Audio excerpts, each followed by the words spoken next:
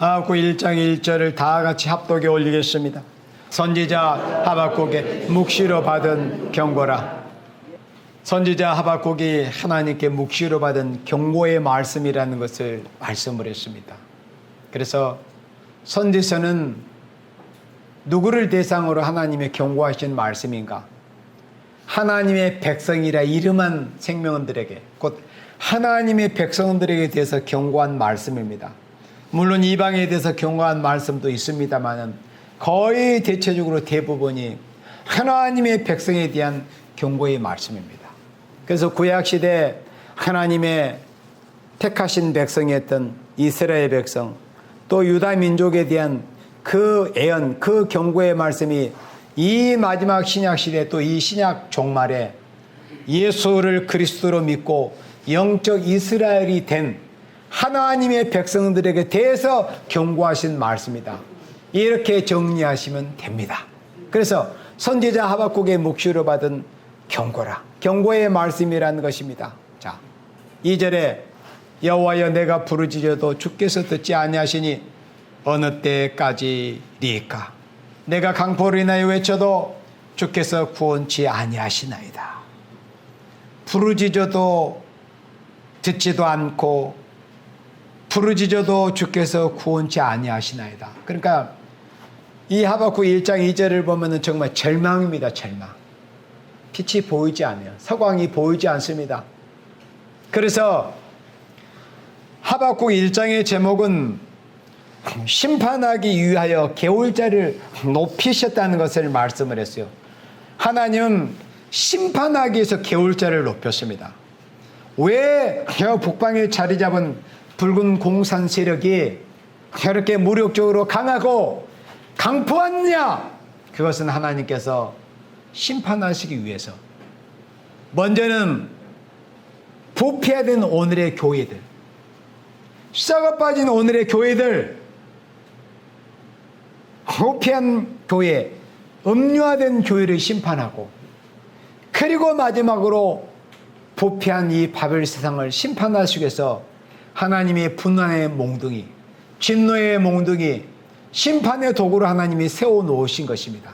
그래서 하박국 1장 12절 말씀해 보니까 하박국은 그것을 깨달았다고 그랬습니다. 여호와께서 심판하시기 위해서 저 북방 세력을 세워놓으셨군요.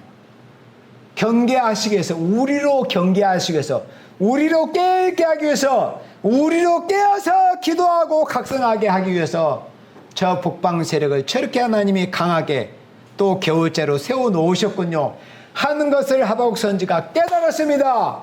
그리고 우리가 사망에 이르지 아니하나이다. 엄청난 걸 깨달았어요.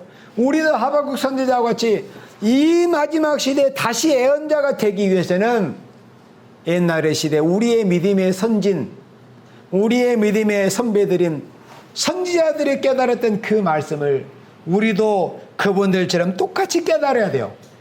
그래야 사명을 할 수 있습니다. 그러면 마찬가지로 똑같은 이치로 이 하박국 선지자가 이렇게 하나님 앞에 울부짖듯 기도했습니다. 그런데 이 하박국 선지자가 가졌던 그 심정을 이 아침에 또 오늘 우리가 똑같이 하박국 선지자 같은 그런 심정을 가져야만이 우리도 하박국 선지자와 같이 바벨론에 의해서 멸망을 앞에둔 하나님이 그때 당시에 바벨론이라는 북방 세력을 들어서 유다 민족을 하나님이 징계를 하시고, 징계한 정도가 아니라 완전히 예루살렘을 멸망을 시켜버리고 성전을 완전히 다 두들겨 부셔버리게 했습니다. 그와 똑같이 이 마지막 시대에 하나님이 북방 세력을 들어서 오늘의 부패한 교회와 세상을 치시겠다는 거예요. 그러한 때를 앞에 두고 하나님께서 하박국 선지자로 하여금 이렇게 눈물겨운 심정으로 하나님 앞에 기도하게 하셨던 것처럼 우리도 똑같은 심정을 해가지고 이 아침에도 또 근본성에도 우리가 하나님 앞에 이렇게 기도해야 됩니다. 그래서 말씀을 붙들고 기도하는 중에 우리도 믿음의 선지자들처럼 깨닫는 것이 있어야 돼요. 깨닫는 것이 있어야 돼요. 지각이 있어야 됩니다. 영적인 지각 말이에요. 하나님은 심판하기 위해서 개울자를 높이셨다고 했는데 1절부터 5절까지의 이 말씀은 의인을 실현시키실 것을 말씀을 한 겁니다. 그래서 이 아침에 말씀은 시련의 때에 대해서 여러분들에게 말씀을 전하고자 합니다. 시련의 때가 어떻게 진행이 될 것인가? 지금 이 시대가 우리가 어떤 시기를 맞이했는가? 그렇다면 우리는 어떻게 해야 될 것인가? 의인을 실현시킨다는 거예요. 아무나 실현시키는 게 아니에요. 하나님 앞에 이 시간에도 불택자들은 잘 먹고 잘 살고 하나님이 계시다는 것에 대한 두려움이 없다 보니까 마음껏 정욕적인 죄를 발산하면서 그 자신들의 죄의 분량을 부지런히 채워가고 있습니다. 그리고 복방 세력과 악의 세력은 마음껏 교만하고 또 게으를 행하고 그런 이 악행하는 모습을 보이고 있습니다. 그러나 심판의 때를 앞에 두고 하나님이 사랑하시는 생명들 있잖아요. 택하신 생명들. 그리고 이 마지막 시대에 특별히 여러분들처럼 이 마지막 시대에 귀하게 들으실 생명들은 어떤 환경에 처하게 되느냐 이걸 알아야 돼요. 시련의 길을 가게 하시는 거예요. 선지서를 다 모아놓은 책이 무슨 책이라고 했어요? 요한계시록이다. 요한계시록 10장에서 보니까 먹을 때는 기로 먹는 말씀이잖아요. 이 기로 들을 때 말씀을 청종할 때는 입에서 먹을 때는 꿀같이 달지만은 그 두루마리 책을 하나님의 말씀을 먹고 나니까 배에서 쓰게 되는 쓴 십자가에 쓴 잔, 그러니까 시련의 과정이 있다는 거예요. 그것을 지금 말씀을 한 거예요. 시련의 시기가 있다. 시련의 시기. 하나님 말씀 받은 즉시 우리가 하나님께 능력도 받고 권세도 받고 바로 나가서 다시 해야 한다고 택한 백성을 즉시 다 살려내면 얼마나 좋은 일이겠습니까마는, 그러나 시련의 시기가 먼저 있다는 거예요. 그런데 아무나 실현을 시키는 게 아니에요. 의인을 실현시킨다. 의인을 실현시킵니다. 2장 4절에서는 그래서 의인은 믿음으로 말미암아 살게 된다는 결론이 나오게 되는 거예요. 하나님이 아무나 훈련시키는 게 아니에요. 실현시키는 게 아니에요. 마지막 때 정말로 정금과 같이 쓰실 생명들, 정금같이 쓰실 생명들. 욥이 고난을 당할 때 욥의 친구들이 위로한다고 왔지만은 조문하러 왔다고 그래서 조문이란 것은 죽은 사람이 죽게 됐을 때 하는 게 조문이잖아요. 그러니까 욥을 위로한다고 명분상으로는 왔지만은 욥을 정죄하기에 급급했었고 욥을 판단하기에 급급했었습니다. 자기의 가장 친한 친구들도 다 욥을 판단하고 정죄하고, 그 친구들 중에는 욥의 아버지 辈를 듣는 사람도 있었어요. 욥을 위로하러 온 그 욥의 친구들 중에는 욥의 아버지 輩 되는 나이가 되는 친구들도 있었어요. 그러나 아무도 욥이 시련을 당하는 것에 대한 그런 내막은 바로 알지를 못했습니다. 그때 욥이 뭐라고 했어요? 나의 가는 길을 누가 아시나니? 그분이 여호와께서 아시나니 나의 가는 길을 내가 단련한 후에는 정금같이 나오리라. 정금과 같이 연단해서 쓰시는 것입니다. 하나님은 너를 풀무불에 던져가지고 은처럼 하지 않고, 이런 시련의 시기가 있는데, 그러면 이런 시련의 시기, 의인을 실현시키는 일이 있는데, 그럼 왜 의인이 시련이 오는가? 바로 하박국 1장 2절 말씀하죠. 응답이 없으니까. 응답이 없는 게 시련이에요. 그러나 우리나 선지서를 통해서 하나님의 말씀, 또 하나님의 그 선하신 모략적인 역사를 알게 되면은 낙심하지 않고 기도할 수 있어요. 그런데 하나님의 선하신 그 모략을 알지는 못하고 기도하다가도 낙심합니다. 기도하다가도 주저앉게 돼요. 또 자칫 잘못해도 원망까지 할 수 있습니다. 불평도 할 수 있어요. 그래서 하나님의 말씀을 바로 아는 것이 중요합니다. 이 하박국 선지자가 그때 당시에 처해 있던 이 상황을 한번 상상을 해보세요. 북방의 이 붉은 이 바벨론 세력들은 예루살렘 성을 포위하고 이제 집어삼킬 듯이 1장 6절에서부터 북방 바벨론의 그 침략하는 모습이 6절에서부터 적나라하게 보여집니다. 그런 때를 앞에 놓고 여호와 하나님께 이 하박국 선지자가 이렇게 부르짖는데 하나님께서는 응답이 없으신 거예요. 그래, 내가 마치 히스기야 왕의 기도를 들어가지고 주의 천사를 너희에게 보내가지고 저 바벨론 군대를 하루아침에 다 송장으로 만들어 줄게. 이런 응답이 온 게 아니에요. 그런 응답이 왔으면 얼마나 좋겠고 시련이 없을 거 아니에요. 그러나 그런 응답은 더 이상 오지 않았습니다. 그래서 여호와여 내가 부르짖어도 주께서 듣지 아니하시니 어느 때까지리까? 그러니까 이런 단식이 나올 정도까지 여호와를 바라보면서 기도하며 간구 부르짖는 것이 말세 종에 가는 여정이다. 하나님이 사랑하시는 야곱들을 어떻게 이끄시는가를 말씀을 통해서 알아야 되는 거예요. 응답이 없어요.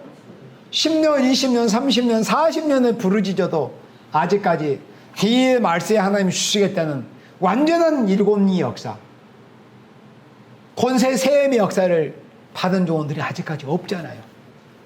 없어요. 그럼 얼마나 우리가 말씀을 모르면 낙심할 수밖에 없잖아요. 그러나 하나님의 말씀을 보니까 걔는 소망이 있어요. 아까 말씀한 대로 하박국 1장 12절에서 보니까 걔는 해답을 알게 된 거예요. 아, 하나님의 선하신 모략이었구나. 얼마간 응답이 없었던 것은 정말 처절하게 절규하고 부르짖어도 하나님이 듣지 아니하신 것처럼 그렇게 하나님이 잠잠히 계신 것이 뜻이 계셨구나. 우리로 깨어있게 하기 위해서, 우리로 경계하기 위해서, 우리로 이 마지막 시대 성령 가장 높은 곳에서 파수꾼의 사명을 하게 하시기 위해서 하나님이 마치 우리의 기도를 듣지 아니하신 것처럼 그렇게 잠잠히 계신 것뿐이었구나. 하나님 우리의 기도를 듣지 아니하신 것이 아니었구나. 그걸 깨달게 된 겁니다.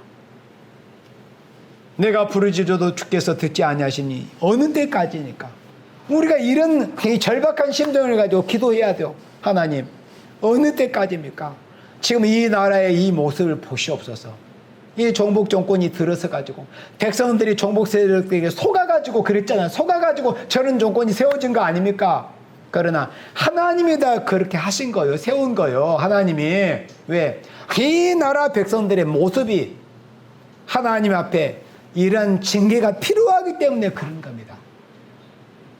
지금 우리나라는 차별금지법 때문에 이제 교회들이 종 몇몇이 이렇게 깨어나가지고 그런 모습들이 보이잖아요. 만약에 차별금지법이라는 것을 통해서 교회를 조여오는 이런 일이 없었다면은 이 한국교회는 여전히 지금까지 해온 것처럼 다 깊은 잠에 빠져가지고 세상의 물질의 풍요로움에 쩔어가지고 예수님의 재림에 대해서는 관심도 없고 앞으로 다가올 창세후로는 환란은 관심도 없이 그저 좋은 것이 하면서 물질에 취해가지고 멸망기로 쭉 가고 있었을 겁니다. 그런데 하나님이 차별금지법이라는 것을 통해서 한국교회를 조금씩 깨어나게 하신 거예요. 그러나 다 그런 게 아니에요. 교회라고 이름한 곳이 앞장서가지고 차별금지법 빨리 통과시키라고 이런 짓거리들을 하는 모습을 우리가 얼마 전에 보았지 않습니까? 하나님은 당신의 택한 백성을 위해서 역사하십니다. 그게 이사야 26장 12절 말씀이에요. 하나님은 이 지금 우리나라에 되어지는 이 모든 일, 그리고 전 세계에 되어지는 모든 일을 누구를 위해서 하시는가 이걸 알아야 돼요. 누구를 위해서? 우리를 위해서. 이 모든 일을 우리를 위하여 이루심이니이다. 내가 강포로 인하여 외쳐도 주께서 구원치 아니하시나이다. 강포. 지금 이 나라 종북 정권이 얼마나 강포합니까? 오늘의 인생들의 모습이 얼마나 강포하고 강팍합니까? 그래서 하박국 선지자가 그런 환경에 처해 있으면서 하나님 여호와여 인생들이 저렇게 강포하는데 강포로 인하여 외쳐도 왜 하나님은 우리를 구원치 아니하십니까? 이렇게 하나님 앞에 울부짖고 있어요. 그래서 우리는 심판기에 남을 종이 될 사람이라면 깨닫는 지각이 있어야 되는데 이 택한 종은 시련기가 무엇이라는 것 이걸 알아야 돼요. 이걸 몰라버리면 가다가 넘어지고 자빠져 버립니다. 주저앉아 버려. 그리고 구약 이스라엘 출애굽 역사에서 보여준 것처럼 하나님 원망까지 하게 됩니다. 시련기를 통해서 하나님의 뜻이 뭐라는 것을 우리가 깨달아야 돼요. 시련기를 통해서. 시련기는 부르짖어도 어차피 열매가 없습니다. 시련기는 그래요. 어차피 하나님이 시련을 시키려고 하시는 것이기 때문에. 시련기는 부르짖어도 열매가 없습니다. 그러니까 시련기에 우리의 영계가 올라가고 시련기에 우리의 인격이 형상이 되고 그래서 우리가 그리스도의 장성한 분량에 충만한 데까지 속히 우리가 이루어야 돼요. 그래야 쓰임을 받아요. 우리가. 영계가 올라가도록 하나님은 기도의 기간을 주신 거예요. 우리가 모든 것이 별일 없이 근심거리 없이 눈에 보여지는 것이 모든 것이 좋은 환경으로 보여지면 우리 하나님의 백성들이 기도를 하려고 하겠습니까? 간절한 마음을 갖게 되겠어요, 여러분들? 절박한 마음이 들겠어요? 이렇게 모여서 부르짖고 기도하려고 하겠습니까, 여러분들? 그래서 기도의 기간을 주신 것입니다. 기도의 기간을. 우리 하나님께서 하나님의 사랑하시는 택한 백성, 의인을 위해서 기도할 수밖에 없는 환경을 주신 겁니다. 부르짖어도 응답이 없습니다. 시련의 때는. 부르짖어도 응답이 없어서 그러나 하나님이 안 듣고 계신 것이 아니다. 우리의 기도를 하나님 듣고 계십니다. 이럴 때 우리가 기도의 분량을 채워야 되는 거예요. 이 마지막 시대는 마태복음 25장에 있는 말씀처럼 미련한 처녀처럼 등만 들고 다니고 기도 없이 등만 들고 내가 말씀을 지식적으로 안다는 거, 귀로 들었다는 거, 그런 이 영적인 자만심에 빠져가지고 짜맞춰서 기도하려고 하는 것이 없으면 미련한 다섯 처녀처럼 돼버립니다. 기름을 준비 못하는. 그래 마지막 성령의 완전 역사를 받지를 못하게 되는 거예요. 일곱 명의 역사를 받지 못해요. 성령의 완전 역사가 임해야 말씀을 마치 이런 등불을 밝히듯이 햇빛같이 밝혀낼 수 있는 거예요. 성령의 완전 역사를 우리가 받아야만 해요. 그런데 성령의 완전 역사 어떻게 받아요? 우리가 짜맞춰서 기도하고 부르짖고 기도의 힘을 써야 되는 거예요. 기도의 분량이 채워져야 비로소 말씀의 햇빛같이 밝힐 수 있는 거예요. 그래서 마지막 등불이라는 것을 뭐라는 것을 베드로서 1장 19절에 말씀할 때 또 우리에게 더 확실한 애언이 있는데 마치 어두운 데에 비치는 등불과 같다는 거예요. 그리고 애언의 말씀이 뭐예요? 등불이에요. 애언의 말씀이. 그러면 애언의 말씀 우리가 지식적으로 듣기만 하고 성경을 읽는다고만 해서 밝혀지는 거예요? 그렇지 않습니다. 성령의 역사, 성령의 완전 역사가 우리에게 임해야 돼요. 그러려면 기도의 분량을 채워야 됩니다. 그렇게 해서 슬기로운 다섯 처녀가 기름이 채워진 상태에서 신랑으로 다는 주님의 재림을 앞두고 잠든 영혼을 깨우는 이런 사명을 할 수가 있는 겁니다. 3절에 어찌하여 나로 간악을 보게 하시며. 하박국 선지자의 눈에 보여지는 것은 간악함이었습니다.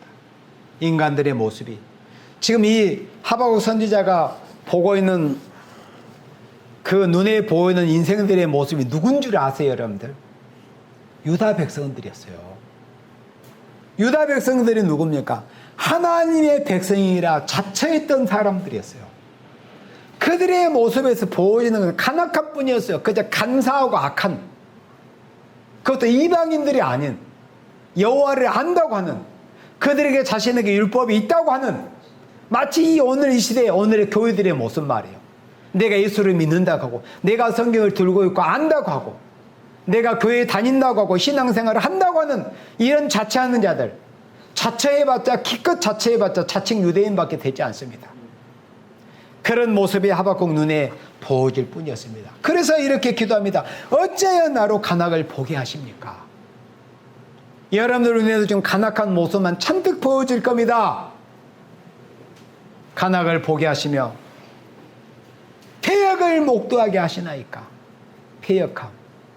호세아 14장에서 패역함을 하나님이 고쳐주신다는 소망을 보았잖아요. 우리가 패역함이 고침을 받아야 돼요.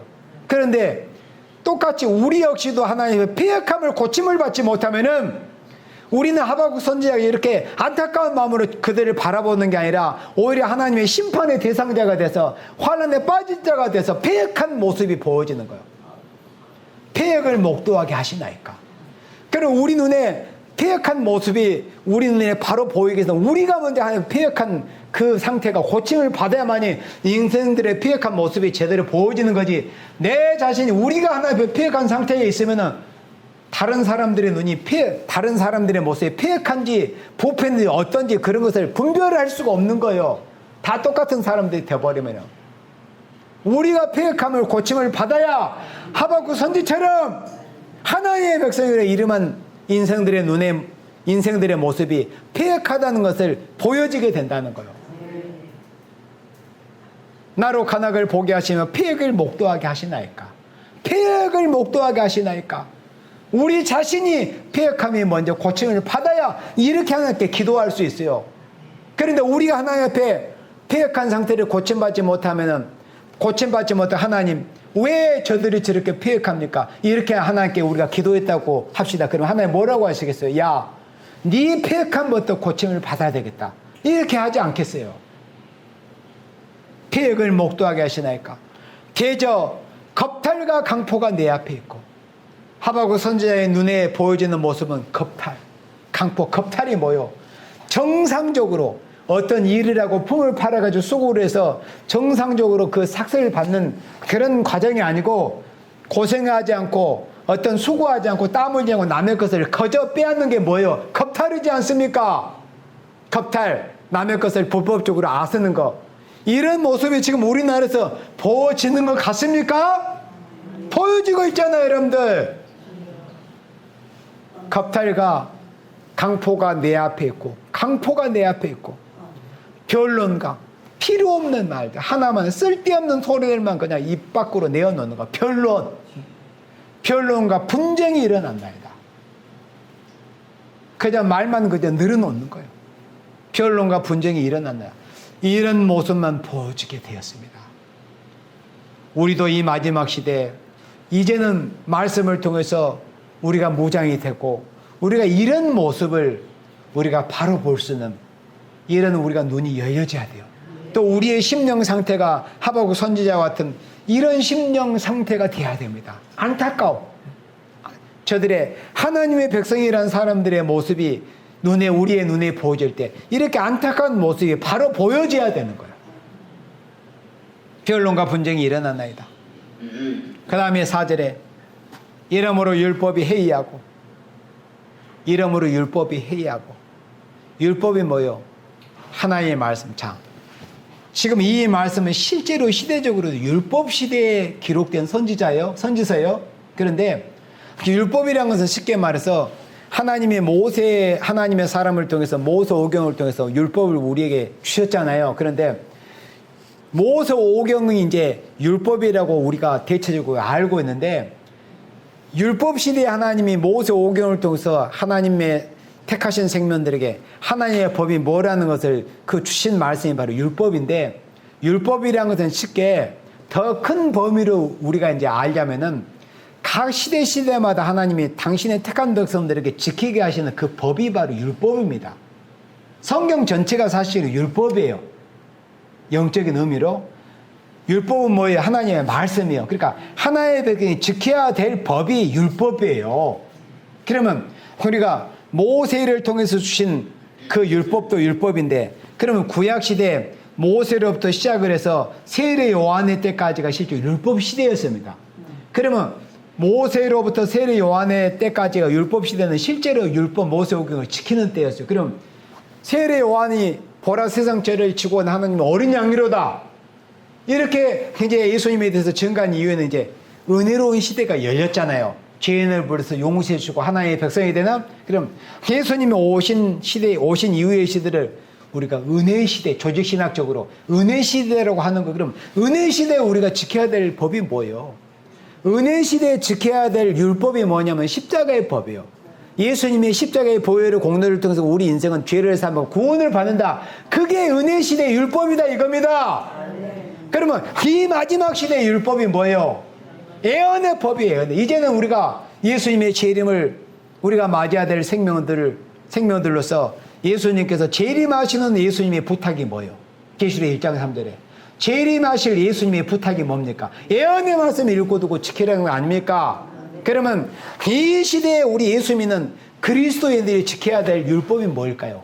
예언의 말씀이에요. 그렇다면 이 시대를 기준으로 해서 바로 이 하박국 선지자는 지금으로부터 2600여 년 전에 율법이 해야했다는 것은 모세 오경에 기록된 율법에 국한된 그런 말씀이었지만은 지금 이 시기에 북방으로부터 우리가 창세에 이르는 환란을 앞으로 이제 맞이하게 될 거잖아요. 앞으로 오게 됩니다. 우리가 그런 환란에 빠지지 않게 해서 우리가 이렇게 미리서 준비하는 거 아닙니까? 그렇다면 이 시대에 우리가 지켜야 될 법이 뭐냐면 예언의 말씀이 돼야 돼요. 그런데 어찌하여 나로 간악을 보게 하시며 폐역을 목도하게 하시고 또 강포가 변론과 분쟁이 일어나는 이런 모습을 보게 하십니까? 그러므로 그런 결과적으로 이러므로 율법이 해이하고, 그러니까 하나님의 백성이라는 사람들의 모습에서 보여지는 모습이 뭐냐면 율법이 해이하다는 거예요. 하나님의 말씀에 대한 두려움이 없는 거예요. 말씀을 읽고 듣고 지키려는 이런 모습들이 보이지를 않는 거예요. 율법이 해이하고, 해이라는 것은 그냥 풀어져 버렸다는 거예요. 풀어져. 말씀을 두려움으로 알지 않고, 율법이 해이하고, 말씀을 지켜보려고, 말씀을 한 구절 지켜보려고 생명 목숨을 걸어보려고 하는 이런 모습들이 없어져 버렸다는 거예요. 그냥 좋은 것이 좋은 게 이방인과 그냥 엮어가지고 적당히 그냥 사마리아 되어버린 거예요. 말씀을 한 구절 지켜보려고 불이익도 당하고 심지어 이단 소리까지 들으려고 하고 이런 각오가 있어야 되고, 말씀을 한 구절 제대로 지켜보려고, 하나님의 말씀, 예언의 말씀을 지켜보려고 이런 모습들이 보이지 않는 거예요. 그래서 율법이 해이하고, 그리고 공의가 아주 시행되지 못한다고 그랬어요. 공의가 어느 정도 시행이 되는 정도가 아니라 공의가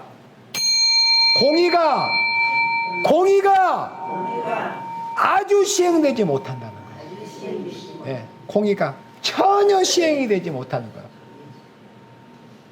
자, 비슷한 시기에 활동을 했던 에레미야 선지자가 하나님 앞에 요시야 왕 13년에 부르심을 받아가지고 예루살렘에 멸망하기까지, 성전이 불탈 때까지 사역했던 선지자가 에레미야 선지자였는데, 에레미야 5장에서 보니까 하나님께서 에레미야에게 네가 예루살렘 거리를 이렇게 다녀가지고 진리를 찾아 구하고 공의를 행하는 자 한 사람을 네가 찾아내라.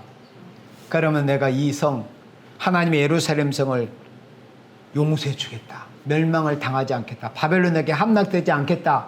성전이 부서지지 않게 해주시겠다. 그렇게 하셨습니다. 그런데 예루살렘에 공의를 행하는 자가 한 사람도 없었어요. 바로 하박국 선지자가 보았던 모습. 그러니까 똑같은 모습을 똑같은 시대에 똑같은 상황에서 본 겁니다. 공의가 아주 시행되지 못하오니 예루살렘 성을 돌아보았지만은 공의를 행하는 자가 한 사람이 없다가 예루살렘이 망했습니다. 성전이 불탔습니다. 공의가 전혀 시행이 되지 않았다는 거예요. 심지어 소돔과 고모라가 동성애라는 죄 때문에 망했어요. 그래 그 외에도, 그래 동성애 하면은 그 외에 다른 죄는 뭐 말할 것도 없이 많은 죄들이 거기 따라올 거 아니에요. 그런데 이 동성애가 만연이 되던 그런 소돔과 고모라 성이 멸망할 때 우리 믿음의 조상 아브라함은 하나님 앞에 간구했습니다. 처음에 50명으로부터 시작을 해서 10명까지 하나님 앞에. 그래서 성경에서 유일하게 그렇게 하나님과 거리했던 분이 우리 믿음의 조상 아브라함이에요. 하나님, 소돔에 의인 50명만 있으면 용서해 주지 않겠어요? 그래, 하나님이 흔쾌히 허락하셨어요. 45명, 30명, 20명. 그래도 아브라함이 이렇게 생각을 합니까? 20명은 안 될 것 같거든. 그러니까 몇 명까지 최후에? 10명. 10명이 있으면 어찌하시겠습니까? 하나님, 그래, 네가 소돔성에 의인 10명이 있으면은 하나님의 소돔을 용서해 주겠다. 그런데 멸망했습니다. 왜? 의인 10명이 없으니까. 그런데 소돔성, 고모라성에는 이 동성애자들의 만연한 그런 곳에서 하나님이 10명을 요구하셨는데 예루살렘은 10명이 아니라 1명 찾아내면 용서하시겠다는 거. 그러니까 그런 말씀이 영적 의미를 우리가 말씀을 읽을 때 대조하면서 깨닫는 바가 있어야 돼요. 그게 하나님의 백성이라 이름한 사람들의 모습이고, 그런 말씀을 대줘서 생각할 때 우리 예수 믿는 사람들이 정말 하나님 앞에 두려움을 느끼고 민망함을 느끼고 하나님의 백성이라 이름한 사람들의 부피가 이 정도인가? 소돔성에서는 하나님이 10명을 요구하셨는데 어찌하여 소돔의 10분의 1에 그 해당되는 그런 생명을 요구하셨을까? 그 반대로 소돔성에 1명이 되고 예루살렘 성에 10명 내지 100명이 돼도 우리 하나님의 백성들에게는 부족할진데 그게 거꾸로 돼가지고 소돔성에는 10명을 찾는다고 하셨지만 예루살렘 성에는 단 1명만 찾아내면 용서해 주시겠다고 그런 제안을 하나님이 하셨던 거예요. 그러나 예루살렘에 공의를 행하는 데가 한 생명이 없었던 거예요. 정말 진리를 찾아 구하는 생명 한 생명이 없다가 결국은 멸망했던 도성이 예루살렘이었습니다. 이는 악인이 의인을 에워쌌으므로 공의가 굳게 행함이니라. 그러니까 악인이 다수를 차지한 거예요. 악인들이 득시하다 보니까 의인이 제 목소리를 내지 못하고 자기의 신앙을 표출하지를 못하게 된 거예요. 그래서 악인에게 그냥 묻혀버리는 거예요. 그래서 의인이 한 사람이 없다가 결국 멸망한 도성이 바로 예루살렘 도성이었습니다. 악인이 의인을 에워싸서 이것이 바로 시련기라고 하는 겁니다. 부르짖어도 응답도 없습니다. 그리고 변론과 분쟁만 일어납니다. 그리고 악인이 의인을 에워쌌습니다. 이것이 바로 시련기라는 겁니다. 이렇게 시련기를 하나님 왜 두시느냐? 시련기를 거치면서 우리가 다듬어지고 기도의 분량을 채우고 각성하고 우리가 예수님의 형상을 이루어 가라는 거. 시련기. 5절에 여호와께서 가라사대 너희는 열국을 보고 또 보고 놀라고 또 놀랄지어다. 하나님이 이렇게 말씀하십니다. 너희 생전에 내가 한 일을 행할 것이다. 그러면 여기 너희에는 하박국 선지자가 포함이 될 거 아니에요. 그 하박국 선지자를 통해서 그 하나님의 경고의 말씀을 드려야 될 대상인 유다 백성들, 너희가 살아있는 생전에 너희 생전에 내가 한 일을 행할 것이다.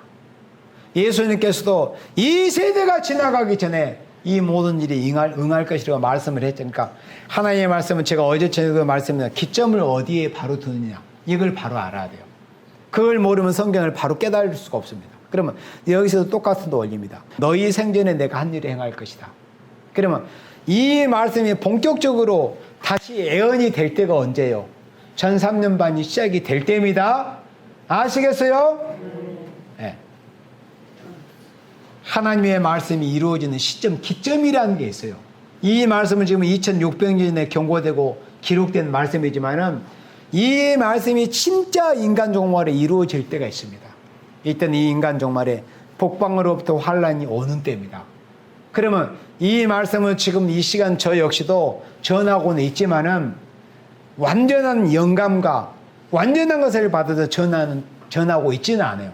그때는 언제냐면 전 3년 반기가 들어갈 때예요. 그러면 전 3년 반에 들어갈 때 다시 예언을 할 때 그때 이 말씀이 본격적으로 선포가 될 때 그때를 기준으로 해서 너희 생전에 내가 한 일을 행할 것이다. 무슨 일을 행한다는 거예요? 궁금하죠 여러분들? 어떤 일을 행할 것인가? 하나님이 한 일을 행하는 거예요. 너희가 이 경고의 말씀을 들을 때부터 너희가 육체가 죽기 전에, 그러니까는 이사야 57장의 말씀처럼 차라리 환란에 떨어질 생명이라면 화역 전에 낙원으로 가는 게 진짜 복입니다. 왜? 그토록 앞으로 이 땅의 인생들이 당해야 될 그 환란이 두렵고 무섭고 혹독한 환란이기 때문에 그런 겁니다. 내가 생전에 너희에게 하나님께서 너희 생전에 내가 한 일을 행할 것이라. 혹이 너에게 고할지라도 너희가 믿지 아니하리라. 지금 우리가 전 3년 반기가 시작되기 전이라도 안타까운 마음에서 이 사람 저 사람에게 복음을 전하기도 하고 이렇게 앞으로 복방으로부터 이렇게 무서운 창세로 오는 환란이 복방으로 옵니다. 이렇게 전하고 있잖아요. 그런데 지금 역시도 믿지를 않아요. 사람들이 혹이 너에게 고할지라도 너희가 믿지 아니할 것이다. 천삼년 만기가 시작이 돼서 다시 예언한 때도 이 지구상에 사는 사람들의 대부분이 안 믿습니다. 남은 자는 희소하다고 그랬어요. 마지막 때도 혹이 너에게 고할지라도 너희가 믿지 아니할 것이다. 그러면 도대체 하나님이 무슨 일을 행하신다고 하신 것인가? 이걸 알아야 돼요. 무슨 일을 행하신다고 하신 것인가? 너희 생전에 내가 한 일을, 여기 이 구절 하박국 1장 5절만 읽어보면 이 한 일이란 게 굉장히 궁금하잖아요. 너희 생전에 한 일을 행할 것이다. 그러나 너희들은 믿지 아니할 것이다. 이 한 일이 도대체 뭐가? 무슨 일이간데 선지자들이 그렇게 눈물겨운 심정으로 안타까운 마음으로 탄식하면서 하나님의 백성이라는 사람들에게 경고하고 외쳐도 저들이 믿지 않는다고 하신 것인가?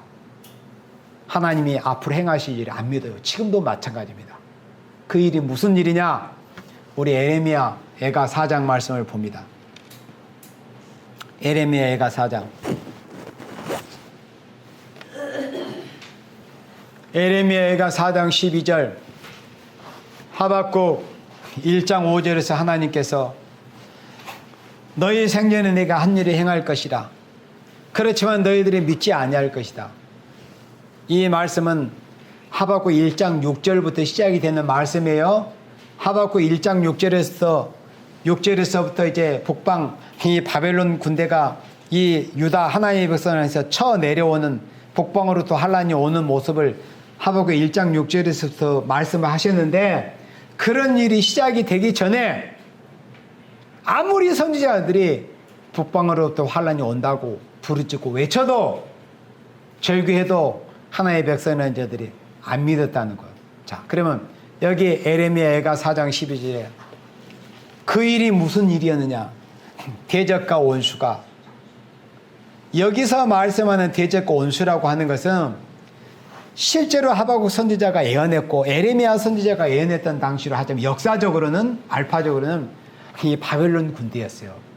그리고 이 바벨론 세력이 유다를 멸망시킬 때 그 주위에 에돔 족속이나 모압 족속이나 이런 이방의 그 족속들을 이끌고 와가지고 예루살렘을 짓밟게 했던 그 역사적인 그 말씀입니다.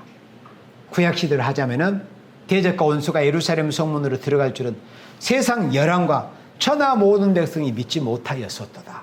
그러니까 아무도 그 구약시대에 이 바벨론 세력이 예루살렘 또 하나님의 성전에 들어가서 예루살렘을 짓밟고 예루살렘을 멸망시킬 것에 대해서는 세상 여론과 천하 모든 백성이 믿지를 못했어요. 특히 하나님의 백성들이, 선지자들이 그렇게 수십 년 동안 하나님께서 여러 선지자들을 보내가지고 회개해라, 우상 좀 제발 버려라, 회개해라, 예배를 회복해라, 제사를 회복해라, 돌이켜라, 그렇게 경고하셨지만은 안 들었습니다. 회개하지 않으면은 저 북방을 하나님께서 몽둥이로 들여서 하나님의 백성이 너희를 칠 거다, 이렇게 경고했지만 아무도 믿지 않았습니다. 어떻게 믿지 않았느냐? 천하 열왕이, 하나님의 백성이라는 모든 사람들이 안 믿었어요. 천하 모든 백성이 믿지 못하였었더라. 이 말씀들은 지금도 똑같습니다.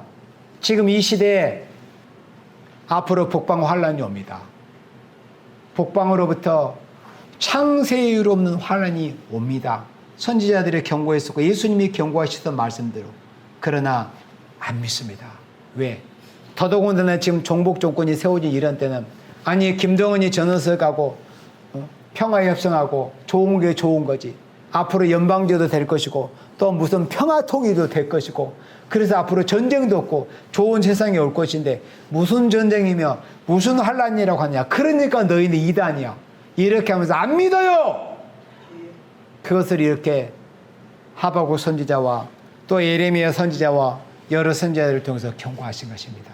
안 믿어야 또 말씀이 응하는 거 아닙니까? 세상 열왕과 천하 모든 백성이 믿지 못하였도다. 앞으로 하나님의 백성이 짓밟힐 것은 안 믿으려고 그래요. 왜? 내가 예수 믿고 있는데, 내가 11조 드리고 있는데, 내가 주일 성수하고 있는데, 내가 신앙생활 수십 년 하고 있는데 내가 어떻게 저런 빨갱이 북방 세력에게 짓밟힌다, 말도 안 되는 소리 하지 말라고. 안 믿으려고 하는 거예요.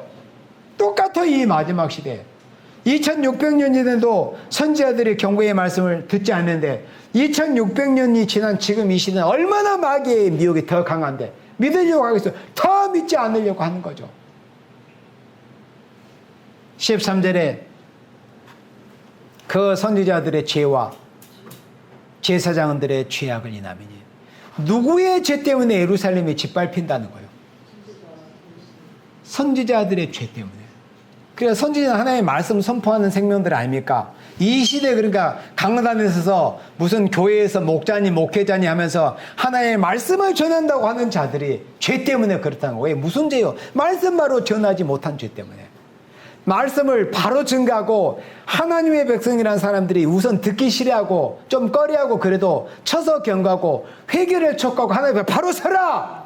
우상을 철폐해라! 탐욕을 버려라! 하나님만 똑바로 섬기고 회개해라. 복방과 협상하지 마라. 그렇게 말씀을 바로 증가하고 바로 쳐서 경고를 해야 이것이 하나님이 주는 선지자로서의 사명을 바로 하는 건데 선지자들이 그저 귀에 발린 소리만 하는 거예요. 감언 일설만 하는 거예요. 전쟁 없어. 너희들이 칼에 죽지 않아. 평화 좋은 일만 있을 거야. 이렇게 한다는 거예요. 그래서 이 선지자들의 죄 그리고 제사장들의 죄악을 인하면 하나님과 가장 가깝다고 하고 하나님께 제사 드린다고 하는 이런 제사 그러니까 영적인 지도자들의 죄가 제일 큽니다. 영적 지도자들 말씀 얼마나 엉망진창으로 회파하고 가감하고 그래서 선지자들의 죄 때문에 제사장들의 죄 때문에 오늘의 교회가 앞으로 짓밟히게 됩니다. 그것이 예언적으로 보여지는 구약 시대 이스라엘의 역사였으며 유다의 역사였어요. 그런 일이 인간 종말에 다시 반복이 됩니다. 그리고 저희가 성업 중에서 의인의 피를 흘렸다. 의인 이 시대에 하나님의 말씀을 바로 증가하는 생명들이 의인입니다. 하나님의 말씀들을 믿으려고 하는 생명들, 하나님의 말씀대로 바로 살려고 하는 생명들, 하나님의 말씀 붙들고 바로 싸우려고 하는 생명들이 하나님의 보시기 의인이란 말이에요. 그런데 그 의인이 핍박을 받고 의인이 배척을 당합니다. 의인이 앞으로 이제 조금만 기다려 보세요. 멸공 말도 꺼내지 못해 갈 겁니다. 멸공. 공산주의에 대해서 나쁘다고 말하면 지금도 유튜브나 이런 곳에서는 그런 것을 발언하고 그러면 다 차단하고 검색도 안 되게 하고 온갖 그렇게 방해 공작을 실제로 지금도 하고 있어요. 이제 앞으로 시간이 지날수록 이 멸공의 멸자도 꺼내지 못하게 이런 시기가 올 겁니다. 방공의 반자도 꺼내지 못하게 하나의 말씀이 이루어지는. 그러나 그럴 때 우리가 하나의 말씀대로 순교의 사상을 가지고 증거해야 됩니다. 어차피 하나님께 속한 백성, 하나님께 속한 이 의인들은 결국은 이 순교를 각오하고 나가야 되는 거예요. 그래서 오늘의 교회들이 왜 심판을 받느냐? 의인의 피를 흘렸기 때문에 하나님의 말씀대로 살려고 하는 생명을 핍박했고 하나님의 말씀대로 바로 증거하려고 했던 종들이 핍박하고 배척했기 때문에 그런 죄로 인해서 오늘의 교회가 처참하게 짓밟히게 됩니다. 누구에서? 하나님의 북방 세력을 들어서 처참하게 짓밟히게 하신다는 거. 이 말씀, 이런 소식을 증거해도 혹이 너에게 전할지라 듣는다 안 듣는다? 듣지 않는다고 그랬어요. 하박국 1장 5절 말씀에. 그러한 일이 어떻게 전개될 것인가 하는 것을 하박국 1장 6절에서부터는 쭉 이렇게 말씀을 했습니다. 그러나 그 일이 시작되기 전에 바로 오늘이란 날에 혹이 너에게 고할지라도 너희가 믿지 아니할 것이다. 실제로 안 믿어요. 앞으로 하나님이 북방 세력을 들어서 오늘의 음료화된 교회, 바벨에 된 세상을 하나님이 심판하신다. 북방으로부터 환란이 오게 하신다고 해도 아무도 믿지 않습니다. 마치 구약시대 바벨론 군대가 예루살렘에 들어가고 성전을 다 부셔버렸다고, 그렇게 부셔버릴 것에 대한 것을 선지자들이 경고했을 때 아무도 믿지 않았던 것 같은 똑같은 이치로 이 마지막 시대도 들으려고 하지 않는다는 것입니다. 바로 이런 때가 시련의 때라는 거예요. 이런 때가 시련의 때. 그러니까 하나님께 속한 생명들, 말씀대로 살아보려고 하는 생명들이 시련을 당할 걸 각오해야 돼요. 시련이 없기를 또 편하기를 바라는 생명들은 복받기 포기하는 생명들입니다. 마지막 때 하나님께 쓰임받기를 포기하는 생명들이요. 마지막 야곱이 가는 길은 시련의 길이에요. 왜? 우리의 주인이신 예수님이 먼저 그런 길을 가셨는데, 우리의 신랑 되신 예수님이. 그러면 신부될 교회가, 신부될 종들이 앞서가신 주인 되신 신랑 되신 예수님이 그런 길을 가셨다면은 그리스도의 신부될 우리 교회들도, 우리 남녀노소 종들도 그런 길을 가려고 해야 된다. 어차피 시련 길에 하나님이 우리에게 거치게 하셨기 때문에 피할 수 없다면은 맞서서 우리가 싸워야죠. 피할 수 없다면은 감사함으로 우리가 이 시련을 잘 통과를 해야 됩니다. 그래서 한번 성회를 우리가 거치면서 말씀을 통해서 우리가 각성을 받고 깨달아지는 것이 있어가지고 이 시대에 우리가 어떤 길을 가게 되는가 하는 것을 각오를 새롭게 다져가지고 시련기에 인정받을 수 있는, 시련기에 기도의 분량을 줘서 미르는 다섯처녀처럼 되지 않고 시련기에 기도의 분량을 채워서 슬기로운 다섯처녀같이 기름과 등을 준비해서 밤중에 오시는 신랑 예수님을 맞이할 수 있는 여러분들이 되시기를 주님의 이름으로 축원합니다. 아멘.